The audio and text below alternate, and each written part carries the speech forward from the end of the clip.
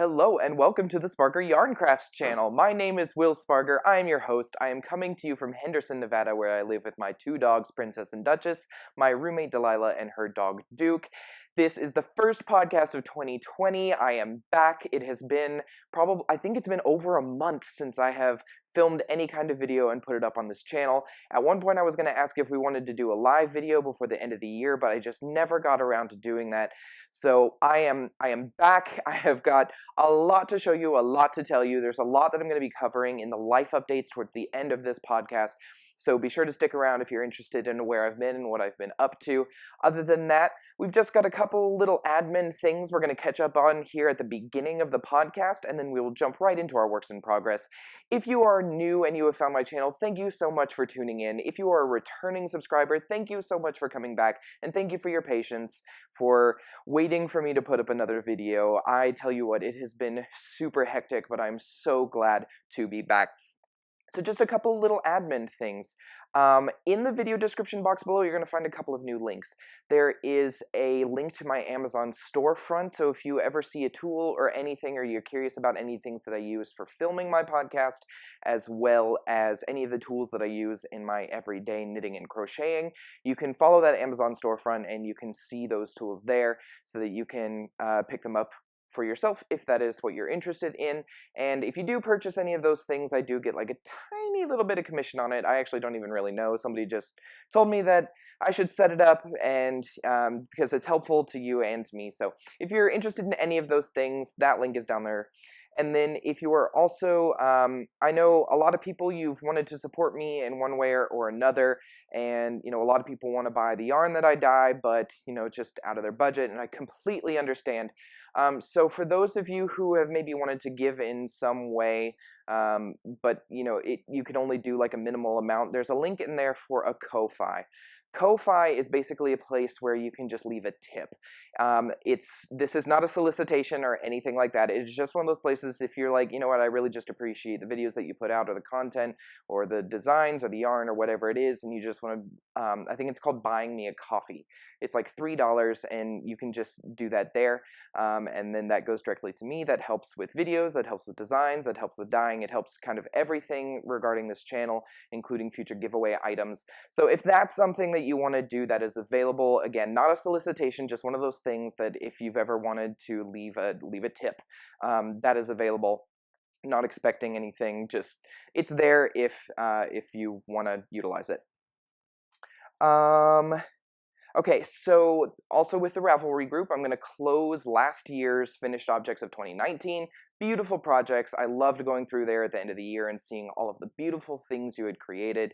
Knit, crochet, weaving, all of just so many incredible, beautiful, intricate, simple, from beginner to expert, just beautiful items. Loved seeing those. So I'm going to lock that thread for last year, and we're going to start a new one. I have not started it yet, but hopefully by the time this podcast goes up, I will have started that, so you can start posting your objects in there. If you're new, what we do is we go in any of the objects that we finish from January 1st, 2020 to December 31st, 2020.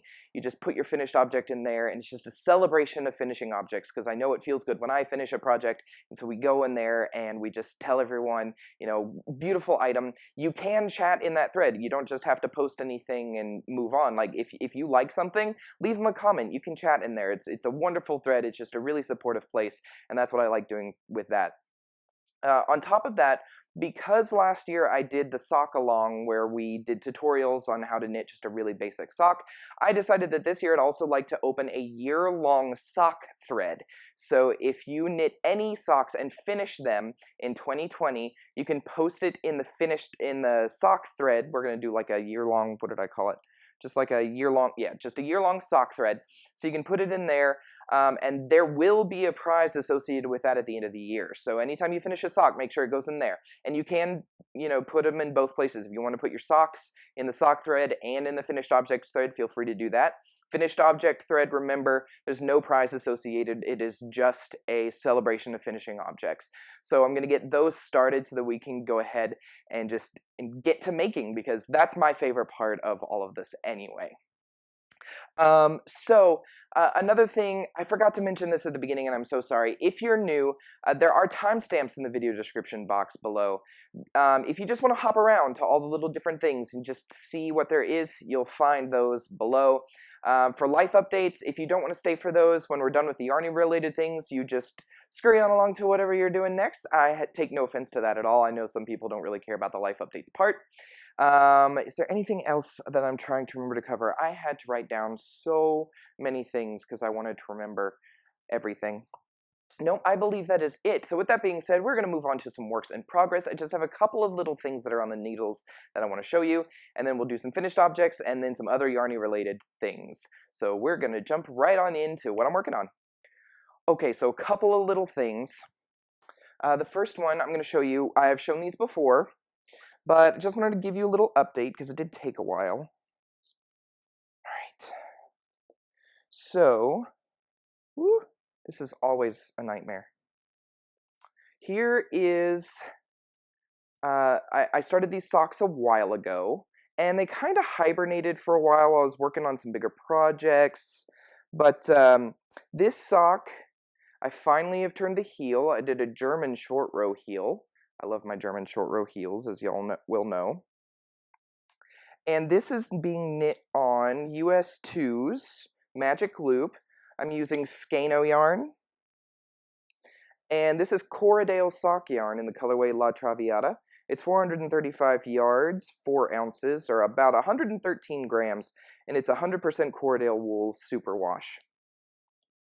This is such a gorgeous, gorgeous colorway, and y'all, I am so sorry if the lighting is off. I forgot to tell you about this. I've moved yet again. I am now in my garage. I needed to spread out, and so now my studio is in my garage, and that's where I'm now filming. So the lighting, I'm playing with the lighting, but don't worry, it's gonna get better.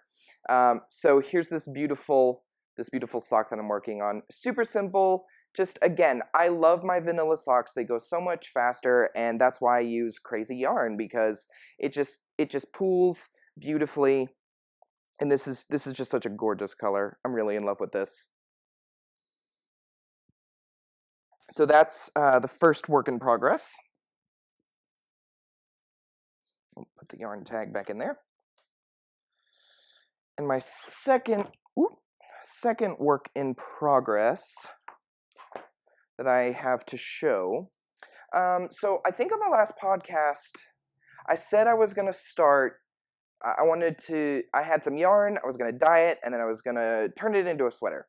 Well, if you follow me on Instagram, I started the Hey Handsome cardigan.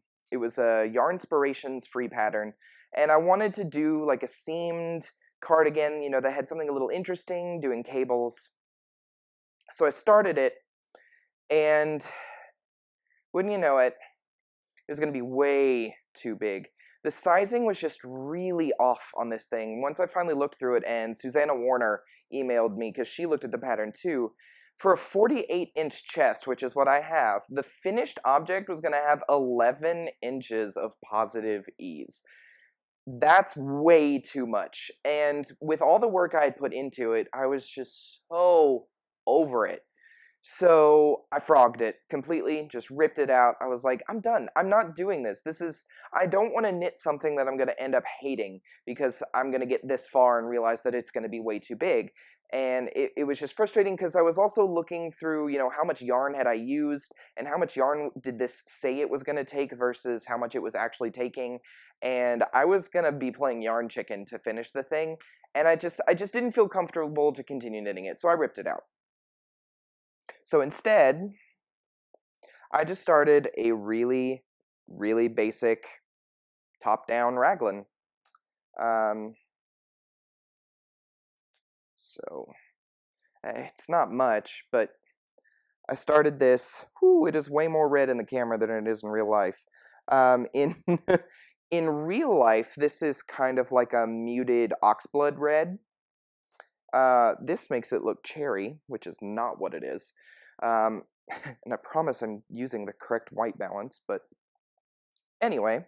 So this is a single ply yarn that I dyed. I have 2,500 yards of it, and it's a worsted weight, but it actually kind of, it goes from like worsted to fingering in places. It's not the best spun yarn, but that's okay. I don't have a problem with that. This is being knit on US 7s, and I did like a very shallow, well, this is going to be really hard to show.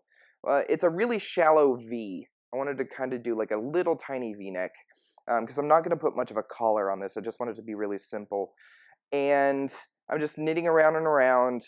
I'm doing make ones for my increases, and US 7s, my gauge is 20 stitches to 4 inches, which is about right for worsted weight.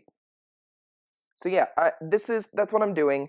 This, I have like 4 giant cakes of this, and I should have plenty to knit this sweater, and maybe even a little more, maybe a matching hat or something.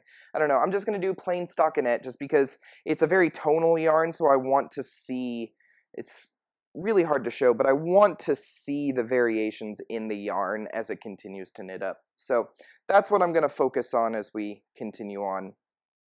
But that's my second work in progress. I'm really into sweater knitting right now. Okay, so let's move on to some finished objects. I have so many things to show you. Well, so many in comparison to most of the time when I only have like 1 or 2. I have actually quite a few. I'm very excited about them. So let's just start with what I got on top right here. I finished the Bojagi Shawl. If you follow me on Instagram, you'll have seen that I finished this. This is gorgeous. This is blocked. These are both my yarns. This is my first kind of foray into mosaic knitting with slipped stitches to create the carried through color. This beautiful, beautiful lace pattern. Bojagi is knit, it's a pattern by my friend Knit Boop. Her name is Yura. And so the color here, that is Saka in War Paint. That's through Spargur Yarn Co. Which, look, I got a new banner. That's for when I go to shows. We're going to talk more about that later. And then this brown is a one-of-a-kind where I kind of just threw a bunch of leftover dye stock into a pot and let it soak up into this skein, and it's this beautiful, beautiful brown. And it's not really picking up here on camera, but in person there's these gorgeous, cool undertones because there were a lot of purples and blues in here, but there was a mix of orange which really gave it that brown color. I love everything about this brown. I wish I could figure out how to replicate it because it is gorgeous.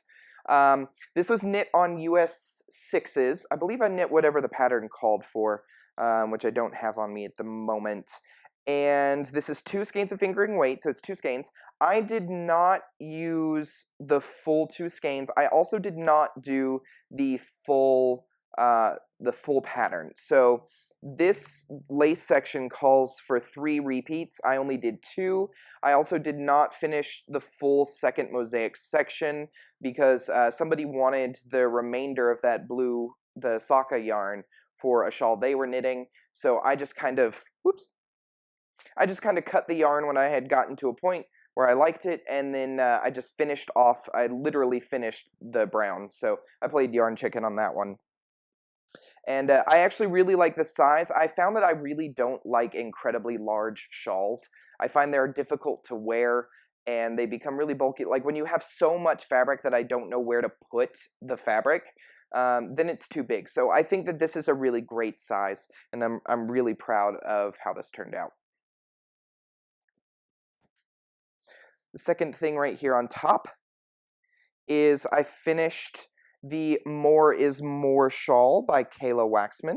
You will have seen this on Instagram as well. This uses 1 skein of fingering weight yarn. This is Spargur Yarn Co. in Aurora Borealis. This is gorgeous. One of my favorite colorways that I've ever dyed, and I just love the way it knit up. I also really love this shawl pattern. It is available on Ravelry, but I don't believe it's free. I believe it is a $6 pattern. There were just some beautiful stitches in here that I had never done before. I'd never done drop stitching. I had never done shell stitching, which is kind of down here on the bottom edge. I don't know if you can see that. Those waves are created in a really cool way. I'd never done some of the stitches in here, so this was a really fun project to knit. I knit this on US 5s. I am super thrilled with the final object on this. The only thing I changed is that the pattern calls for just like a loose bind off. I went ahead and did an I-cord because I love I-cord bind offs. I know that's really hard to see because of all the color, but I did an I-cord bind off just because I really thought it would pop. So I'm really, really thrilled with this as well. Just a couple little simple things. I made a super fuzzy cowl. This is like the softest thing I've ever used. This is from Sardar. It's like artisan faux fur or something like that. It's 2 skeins, one in gray, one in black, and I alternated each row to get this gorgeous, gorgeous look. And this is so incredibly soft. I promised it to a friend, but I might have to get more yarn and knit me one because this is just gorgeous. I knit it on US 15s. And I cast on 50 stitches. It is a little difficult to work with at first, but once you kind of get the hang of how the yarn lays on your needle, I knit this in about 2 hours. I knit it in 1 day. Actually, I knit it at work on my breaks. So, yeah, it didn't take long at all. Beautiful, beautiful. Yeah, that's really all I have to say about it. It is gorgeous. There's no pattern to this, just a simple stockinette cowl, but you wouldn't even know. Like, this is the right side, and other than the yarn that sticks out from where I wove it in, this is the wrong side. You can't tell the difference. It's gorgeous. I am in love with this. The other thing I did is I'm trying to get rid of some bulky weight, so I just had a skein of bulky weight. I just cast on and knit. Super simple cowl. That's all I needed. All I wanted to do. It's Woolies Thick and Quick. US 15s again. Cast on, I just picked a long tail, cast on stitches until I ran out of tail, and then just started knitting in the round. I think it ended up being about 54 stitches or something like that. Gorgeous, soft, easily washable, simple cowl. Just trying to use up some yarn. And the last finished object I have is actually my own design, and in the future there will be call for testers. It's crochet, but there is going to be a call for testers probably on the next podcast once I finish getting the pattern all written up. But this is called the Diagon Alley wrap. Diagonally, haha, get it? Haha, it's a Harry Potter reference, and it's also because there's a diagonal. Haha, it's punny, laugh.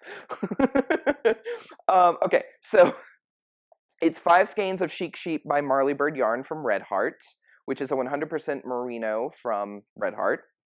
And you just use each one until you're done. It's about 24 rows each, and it's just a cute little wrap. Nice. It's so simple. Super, super simple. Easy pattern. It is crochet, mostly double crochets. There's some front post and back post stitches that you have to pay attention to for the spine, but other than that, it is super simple, super easy. You can pick any colors, any worsted weight yarn. You could really do this in anything at all to suit your fancy, but I am super, super thrilled with the turnout of this, so I'm going to type up the pattern, and there will be a call for testers. I believe I did this on a 5.5 hook. Yeah, 5.5 hook, and it blocked out quite a bit. I also have to get the finished measurements so I can tell you what it blocks out to when you're done. But gorgeous, gorgeous pattern, and you'll probably see Marley Bird do something with it at some point. So this is awesome, and yeah, be watching for a call for testers for that, for crocheters. It's super simple. I guarantee I did it in about a week, so it shouldn't take long at all. It's only, I think, 60 stitches across. So it's a really fast wrap pattern. So I think you'll love it. I definitely love it. I'm gonna probably start wearing, well, it's starting to get warm here in Vegas again, so yeah. I don't know how much wear it'll get, but I do know that I got to get some pictures of it for the pattern. So yeah, okay, that is all of my finished objects for this podcast. Let's move on to some other yarny related business. I have some really fun things I want to talk about, and I'll update you here in just a moment. Okay, so I want to go over some of what's going on with Spargur Yarn Company. As you can see again, I got a nice banner because I'm going to be starting, I'm going to start doing some shows, and I'm looking to get the details squared away for trunk shows and wholesale accounts. So I got a banner so that when I do travel to shows that I have something to put up to, you know, show everybody who I am. So that banner I got, I'm really proud of it. It's really simple, but it's nice, it's a good size, and it's something that I can use when I travel. So I have that, but things that are going on with Spargur Yarn Co. For those of you who are new and don't know, that's my dyeing company. I do also dye yarn. So right now, for any of my colorways that came out in 2019, so any of my old 2019 products, those are the yarn products, not any of the sewing projects. The yarn products, those are all 50% off right now on my website. So anything that is left from last year is 50% off. You can get, if you buy anything that's $50 or more in the US, you can get free shipping. If you spend $35 or more, you can use Afterpay, which will split your order into 4 installments. There's no credit and no interest on that. Afterpay is a really great service. I've talked about it before. I love using that for people who are on a budget because then you can split up your purchase. So an example is if you were to buy, say, $100 worth of yarn, you'll pay $25 at the time of the order, and then you'll pay $25 in 2 weeks, $25 in 4 weeks, and $25 in 6 weeks. There's no interest on that. It is split evenly, and you don't have to wait to pay it off for me to ship it. I ship it immediately because Afterpay pays me immediately. So it's a great way for you to get something that you want, but not having to pay all of it up front. I really love it. I've actually used it myself on several products and other things. So if that's something you've been looking for or something that you wish to utilize, it is available. So again, that's $35 or more for that. And if you spend $50 or more, it's free shipping. The free shipping only is for the domestic United States, so the 48 continental, Alaska and Hawaii do cost shipping. So with that also, something else that's coming up, I have new designs coming out this year. I have an original design that I'll be releasing in my yarn. It's a mosaic shawl. So I'll be releasing that. I actually showed it in a podcast right after Stitches SoCal last year. So I've got that coming out. We've got the Diagonally wrap that will be coming out. Zach Stout of the Stout Stitch podcast, he's a crocheter. He's going to be designing a wrap, and we're going to be doing a collaboration. So I'll be dyeing the yarn. There will be kits. He is currently in the process of crocheting his item and figuring out how much yarn he's going to need. And then we're going to come up with a color palette, and there will be pre-orders for that when we're ready to release that. So I'm going to have a wrap with Zach Stout coming out. And then I'm going to be having a shawl with Lori Wagner. Lori Wagner designs a lot for Leading Men Fiber Arts, but her and I met a couple years ago at Stitches SoCal, so I reached out to her recently and asked if she would be available to do any kind of design with my yarn as well, and she agreed. So she's working on some swatches, and she'll be releasing those to me so that we can kind of come up with our color palette for that as well. So when she's ready for that release, again, there will be pre-orders and stuff like that. Very excited for that. And then the last one that I have is that my friend Yura, her name is Knitboop on Instagram, she designed a sweater, and she wants to knit a sweater in my yarn as well. So she's going to be, she wanted something that was more tonals, and this is my year of kind of playing with tonals and figuring all of that out. So she's going to be doing a sweater in my yarn. I'm very, very excited for that. So that's 5 designs this year with either my yarn or done by me. I think the only one that's not going to be in my yarn is this one, because that's designed for Chic Sheep. But everything else is going to be using my yarn, which is super exciting for me. I don't think I have any patterns designed with my yarn in mind. So I'm really excited for those 4 that'll be coming out. It's just when I thought about things that would be happening this year, that is not one of those things. It's just, it blows my mind that there are so many people who want to work with me now. It's just so exciting. I'm thrilled. I'm really excited. This year is going to be really, really busy. I really don't know what else to add to that. I'm crazy thrilled and ecstatic for, I'm overjoyed for everything that's going to be coming. So with that, I'm going to be doing some traveling. There's going to be some like craft fairs. I'm setting up some trunk shows. I think there's going to be a few in the SoCal area as soon as I can get in touch with the owners of those shops. And then I'm also going to be looking for wholesale accounts. So if you have a local yarn store that you know is looking for additional dyers for their shop that they want to carry in the shop, send them my way, send them to my Instagram, send them to this YouTube channel, send them to my email. All of those things are in the video description box below. Let them know, because I am looking to expand with that type of thing. Okay, with that being said, that is all of my Yarny related updates. I'm thrilled for this year, and I'm happy to be back. So if you're just here for the yarn-related updates, thank you so much for joining me. If you want to stick around for the life updates, we're going to go right into that in just a moment. So, we've got to talk a little bit about where I've been and what I've been up to since my last podcast. So much has happened, some of it good, some of it bad. If I had to kind of put it on a ratio scale, we probably had about 40% good, 60% bad, just a lot of things going on. So since the last podcast, I went home to see my family for the holidays. I was home for a week. I got to see everyone that I hadn't seen in probably a few years. So it was really nice to get to catch up with my family. I bonded with my stepdad for probably the first time since my mom married him, which is good.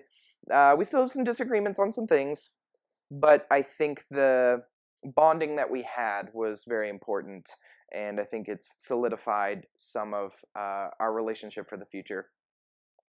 I got to, see more of my sister and my brother. My brother now lives in Ohio. My sister's living on a farm somewhere.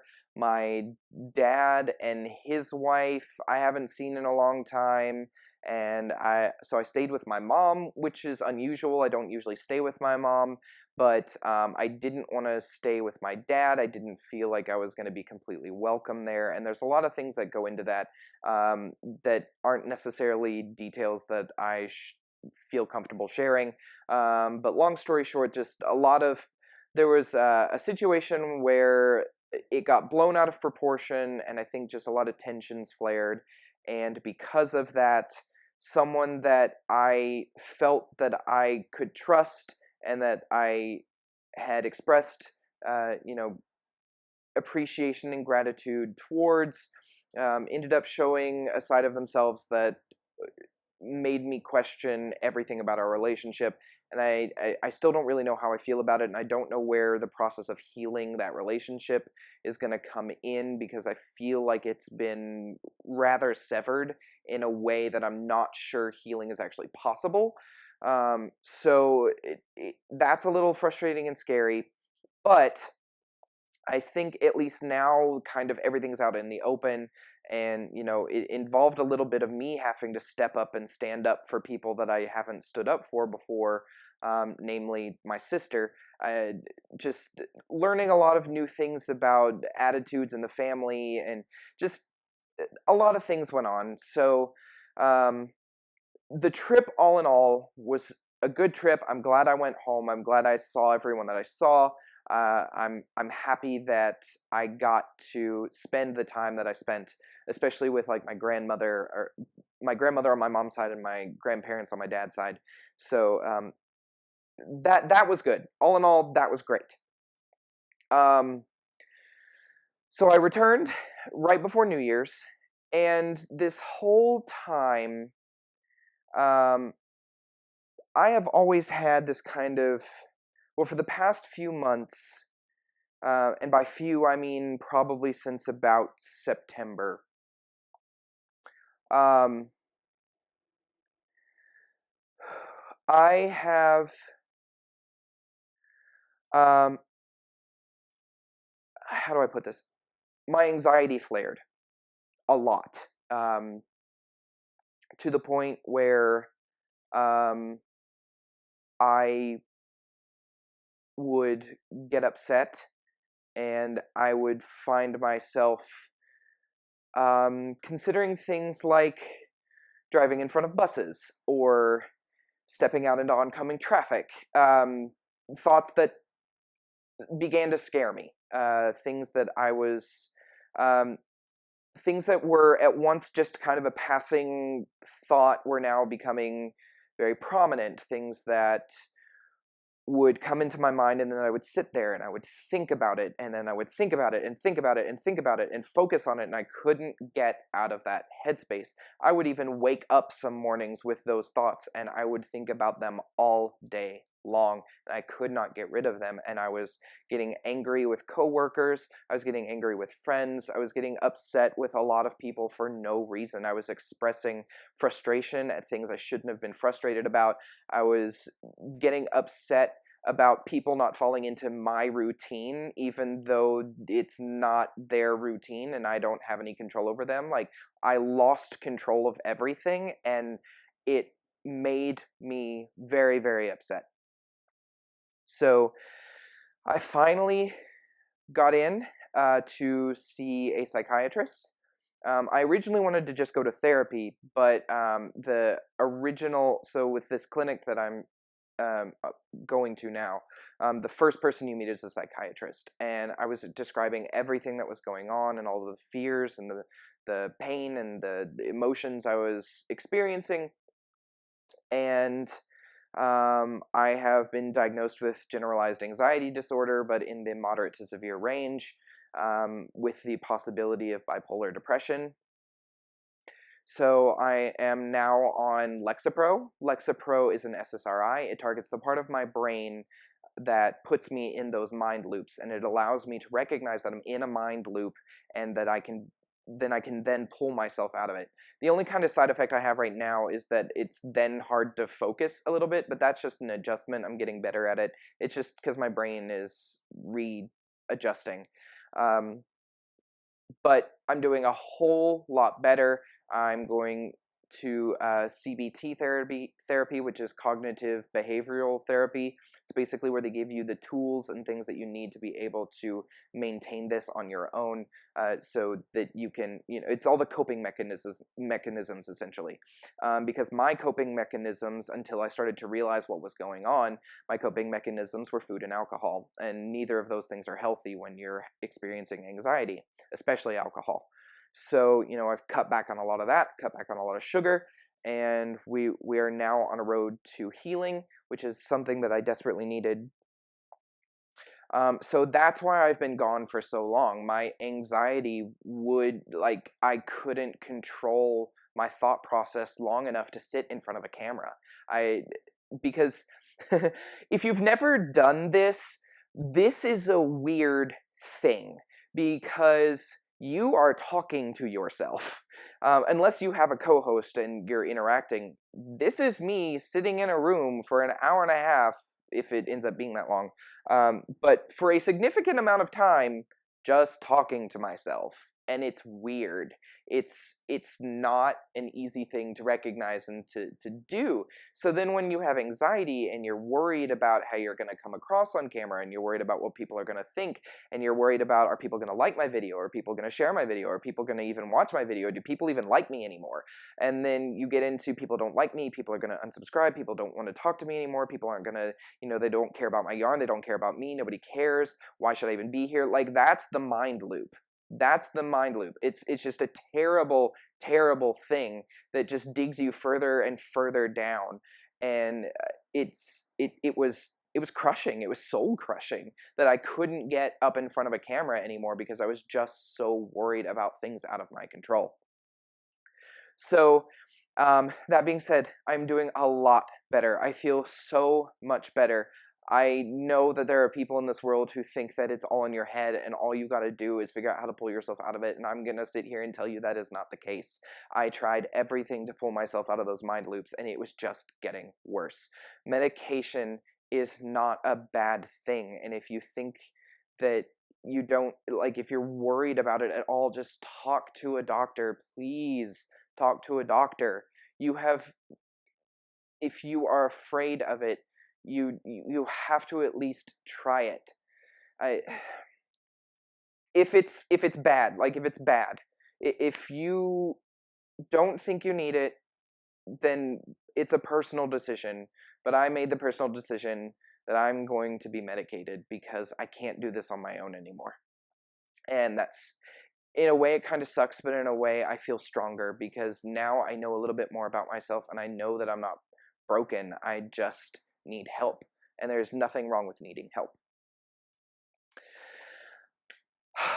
Okay, so I want to thank you all for joining me. I know that was kind of heavy there at the end, but I really am doing better. I'm really having a good time, and I thank you all so much for joining me and for sticking through all of this with me.